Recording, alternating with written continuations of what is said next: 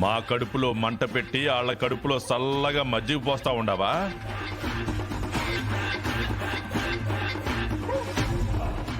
శివపార్వతి గారు, ఇల్లే లేని గంగాధరం గారిని ఇలా లంకంత ఇంటికి తీసుకొస్తారనుకోలేదండి. మీ ఇల్లే కాదు, మీరు కూడా సూపర్ అండి బాబు. అంబతుల్లాగా అడ్డంగా ఉన్నా మీరు అనుకున్న పనిని మాత్రం సాధించారన్నమాట. ఎవరిని రా అంటున్నావు? అయ్యో, మిమ్మల్ని కాదండి బాబు, కష్టాల గురించి మాట్లాడుతున్నా. అసలు ఆ కష్టాలన్నీ రావడానికి కారణం మాత్రం మీరే కదా మావయ్య.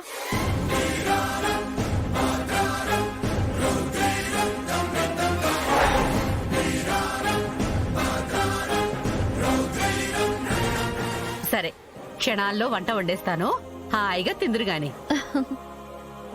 నాకేం వద్దులే అత్తయ్య. ఏంటి ఏదో కొత్తింటికి వచ్చినట్టు ఫీల్ అవుతున్నావు? ఇది మీ ఇల్లే అనుకోండి, ఫీల్ ఫ్రీ. ఏ శివ, ఇదంతా కావాలని చేస్తున్నావని బాగా అర్థమైంది. మర్యాదగా వెళ్ళని ఇంట్లో నుంచి బయటికి వెళ్ళిపోమని చెప్పు. మీరే అనవసరంగా మమ్మల్ని ఇల్లు ఖాళీ చేసేలా చేశారు. ఇది నా ఇల్లు కాబట్టే వీళ్ళని ఇక్కడికి తీసుకొచ్చాను.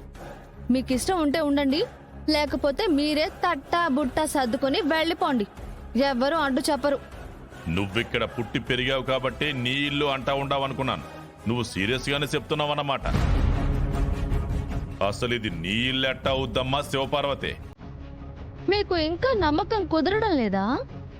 లాభం లేదు, మీకు పేపర్స్ చూపించాల్సిందే.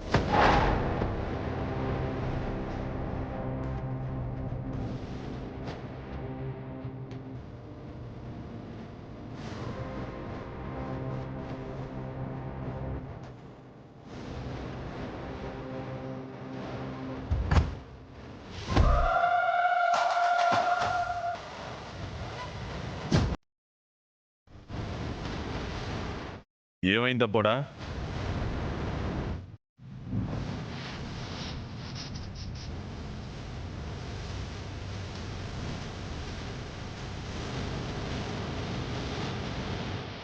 ఒకసారి చూడు నాన్న.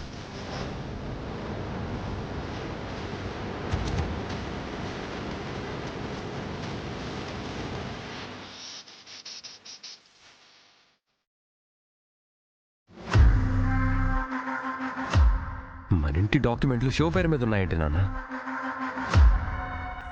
ఎందుకున్నాయో తెలుసా బ్రదర్? మా నాన్న నా పేరు మీద రాయించాడు కాబట్టి.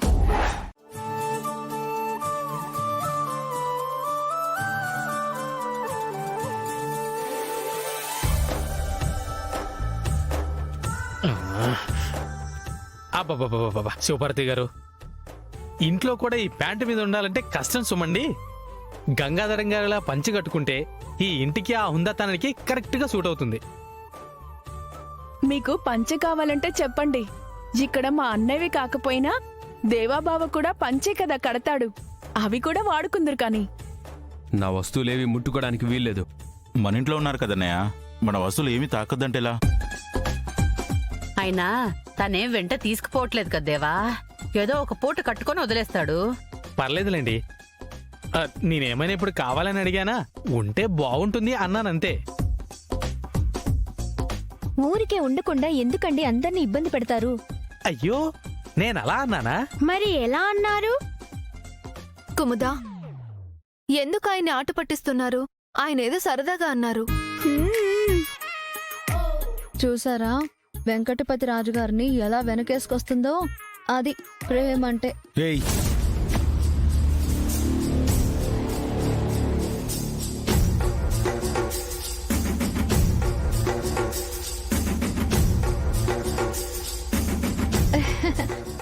అంటే ప్రేమ ఒక్కటే కాదు బావా, అభిమానం కూడా.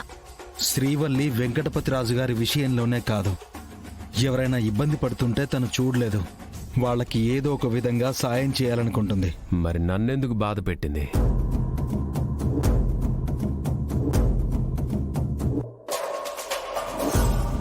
నా బాధ ఎందుకు అర్థం చేసుకోదు?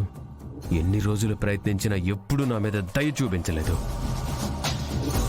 తను సాయం చేసేది మనుషులకి అన్నయ్య.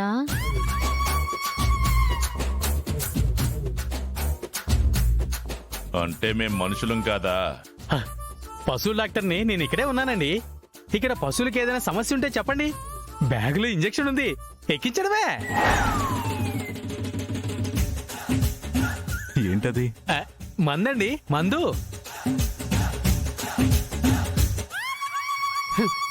సరే సరే, నేను త్వరగా వంట చేస్తాను. అసలే ఆకలితో ఉన్నారు. నీకెందుకు అత్తయ్య శ్రమ? మేం వండి పెడతాం కదా. మీరు అసలే బయట నిలబడి అలసిపోయి ఉంటారు. మళ్ళీ వంటలు ఎక్కడ చేస్తారు? కూరగాయలు తరిగారు కదా, అది చాలే. అత్తయ్య, ఊరందరికీ వండి పెట్టిన ఈ చేతికి 10-15 మందికి వండి పెట్టడం ఓ లెక్క. నువ్వు ఆగు, మేం చేస్తాం కదా.